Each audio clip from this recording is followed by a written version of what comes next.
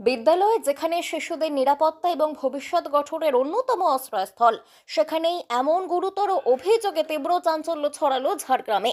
শিক্ষা প্রতিষ্ঠানের অন্দরে নাবালিকাদের উপর নিপীড়নের অভিযোগে প্রশ্নের মুখে স্কুল প্রশাসন এবং সমাজ।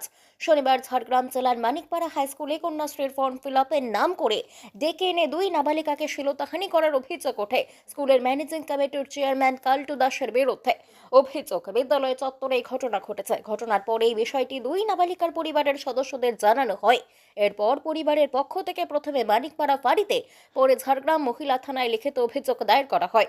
অভিযোগ পাওয়ার সঙ্গে সঙ্গে ঝাড়গ্রাম পুলিশের তৎপরতায় দুই নাবালিকাকে ঝাড়গ্রাম জেলা হাসপাতালে মেডিকেল পরীক্ষার জন্য নিয়ে যাওয়া হয়। তদন্তে নেমে পুলিশ গতকাল বিকেল নাগাদ অভিযুক্ত কাল্টু দাসকে গ্রেফতার করেছে। রবিবার ধৃতকের ঝাড়গ্রাম জেলা আদালতে তোলা হয়। পুলিশের পক্ষ থেকে অভিযুক্তকে নিজেদের হেফাজতে নেবার আবেদন জানানো হয়েছে। এই ঘটনার অভিঘাতে তো আমরাও খুব বিপর্যস্ত। আমরা আমাদের সহকর্মীরা, অভিভাবকরা ভীষণভাবে বিপর্যস্ত। এখন এই ট্রমাটা কাটিয়ে উঠতে পারছি না। তো আমি শুনলাম অভিযুক্ত যে দুষ্কর্মের কাজে জড়িয়ে পড়েছিলেন তিনি অ্যারেস্টেড হয়েছেন, গ্রেপ্তার তাকে করা হয়েছে প্রশাসনিক তরফ থেকে।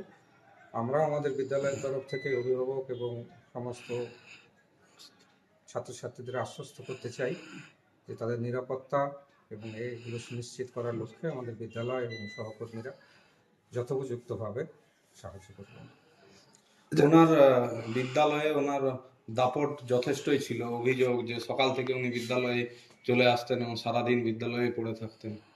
দেখুন, প্রধান শিক্ষক হিসেবে তো আমার এটা জানার কথা নয় সকালবেলা কখন আসতেন কখন বেরোতেন, কিন্তু আমি স্কুলে যে সময় আমাদের আসতাম তখন তাকে দেখতাম স্কুলে সময়টা তিনি থাকতেন এবং দিতেনও। 10:30 থেকে 4:30 পর্যন্ত উনি স্কুলে উপস্থিত থাকতেন, এটুকু আমাদের গোচরে রয়েছে।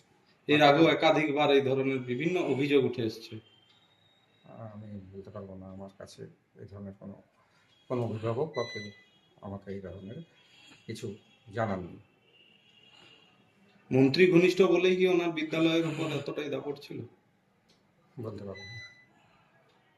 আপনার নামটা স্যার? আমার নাম শুভঙ্কর দত্ত।